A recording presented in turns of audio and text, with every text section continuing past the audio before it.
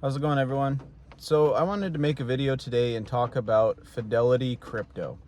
Now, this may be something that not many of you have heard of because I think it's fairly new and it might still be in not necessarily a beta phase, but it may not be available to everybody. So recently, right after I made my Ethereum video talking about why I think Ethereum is going to do well, and ironically talking about the institutions, Fidelity reached out to me in an email, among others. I imagine it wasn't just me personally, and they said that they were offering a crypto account. So I thought that was pretty cool because Fidelity is actually my preferred stock brokerage for my long-term holdings.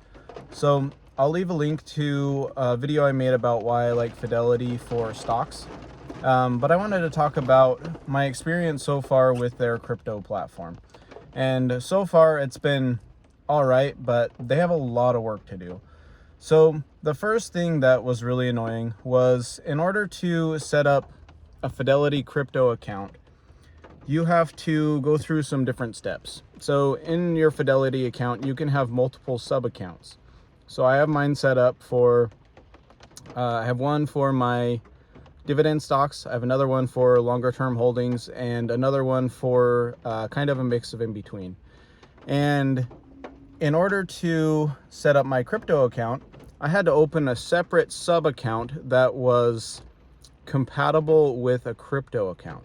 So it wasn't even opening up the crypto account itself. I had to open up a separate sub account and then also open a crypto account. And now I can use that sub account to transfer money to the crypto account. So it was really annoying because then I transferred money into that account, had to wait for that money to settle, so then I could send that money over to my crypto account. So that's kind of annoying because a lot of times in crypto, certain things happen and you want to be able to make moves quick. So that was kind of annoying, and it's still kind of annoying that I have to do all that work and wait for it to settle when I could put it in somewhere else. Even Robinhood, I could put the money in there and have it available way quicker. So that brings me to another point. Who would be their biggest competitor at the moment? Right now, their competitors would be different brokerages, kind of like Public or Robinhood. And even though a lot of people hate Robinhood, Robinhood isn't bad for stocks, and even for crypto, it's not that bad either. It's decent, especially because they have the capability attached to it now that you can transfer your crypto out of your Robinhood account. So Robinhood is actually getting better, and Robinhood has expanded the amount of cryptos that they offer, and I'm pretty happy with the list that they offer so far. So I'm not saying that Robinhood is as good as the crypto exchanges, but they're doing decent. And so going back to Fidelity, so there were a couple things that were annoying that I ran into, but also another annoying thing is they only offer Bitcoin and Ethereum, just like I mentioned in my Ethereum video. I think the institutions are going to go big on Bitcoin and Ethereum. I think there's going to be positive regulation that comes out specifically for Bitcoin and Ethereum.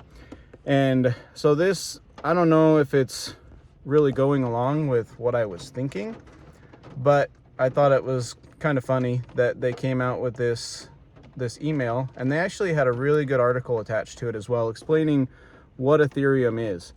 And I'd like to do more of a deep dive and go into a lot of the nerdy stuff behind Ethereum, because there's a lot of stuff in it that's fascinating to me.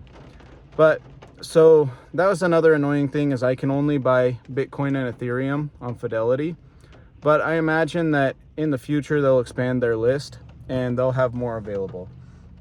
Now, going along with this, I think that a way or a brokerage like this is the future of getting the average person into crypto. Opening a wallet is not easy for the average person. My mom wouldn't really know how to open a wallet. Like, I mean, that's a lot of work for the average person. A lot of the other boomers, that's a lot of work for them trying to set up a wallet. If they could just open up their stock brokerage account, even opening a stock brokerage account is tough for some people. So if they could just put crypto in their brokerage account and leave it there and not have to worry about it, that's probably what they're going to do.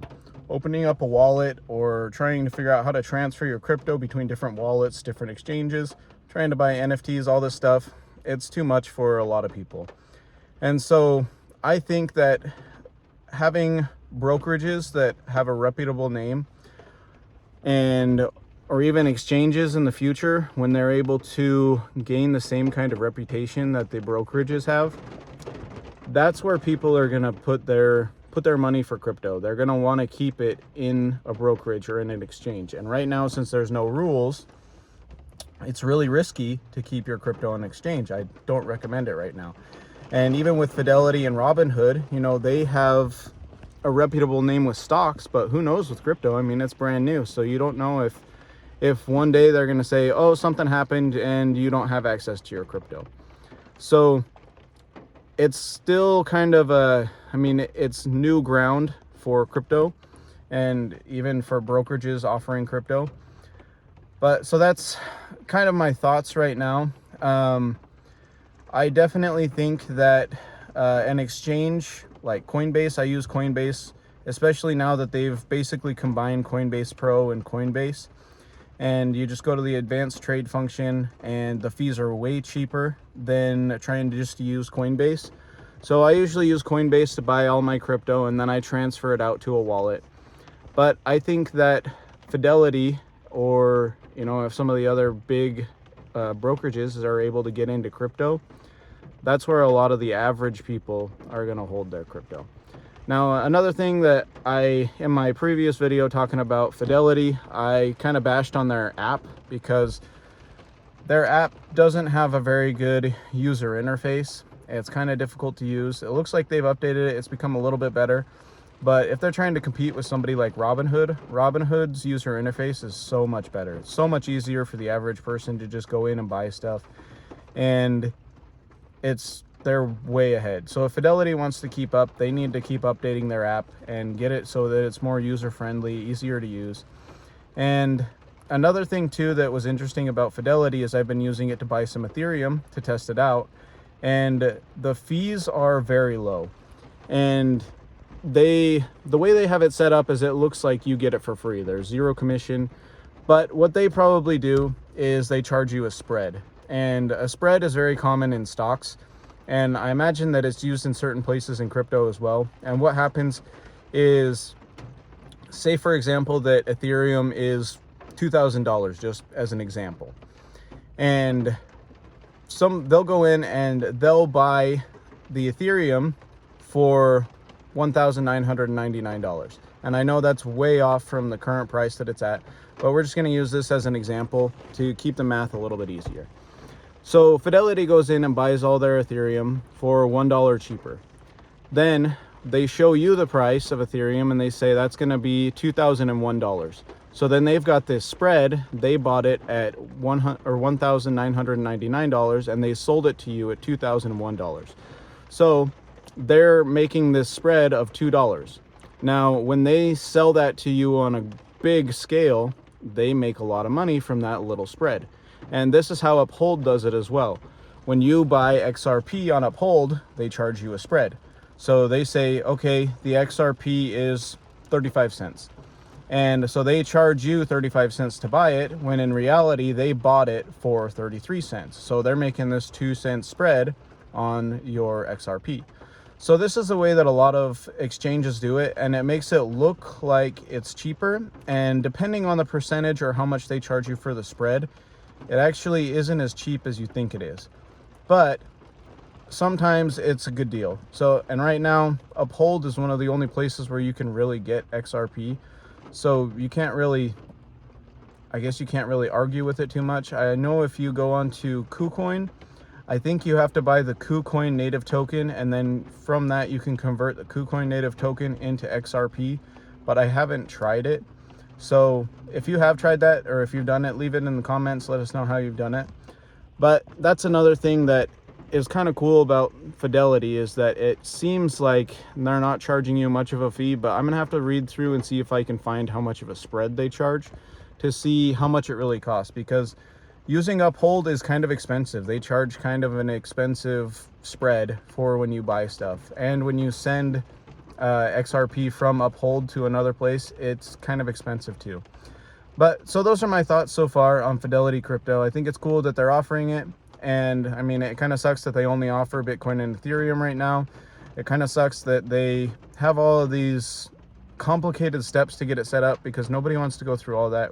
It's way easier just to use Coinbase.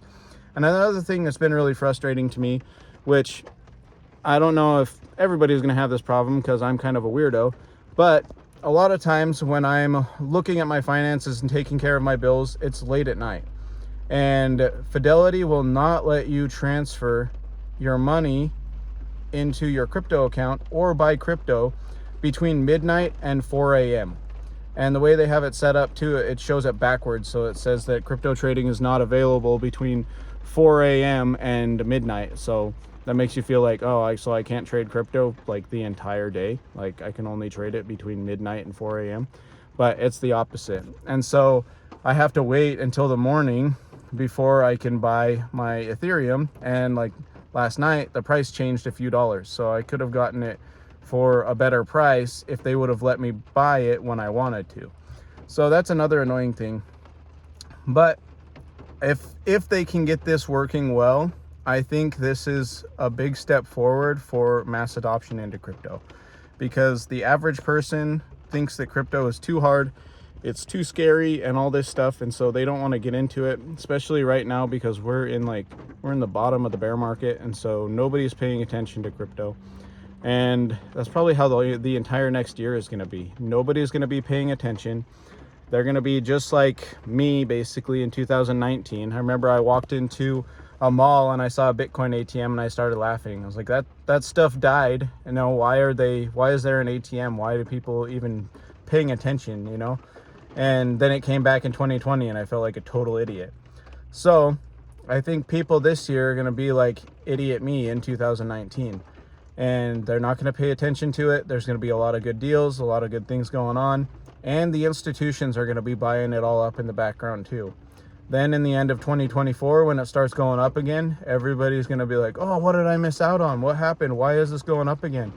So pay attention, look for deals, look for good things. I would recommend still that you use a wallet, a cold storage wallet, or even a hot wallet if you can. Don't trust the exchanges right now. You never know what's going to happen. Honestly, I don't know if you could even trust Fidelity really.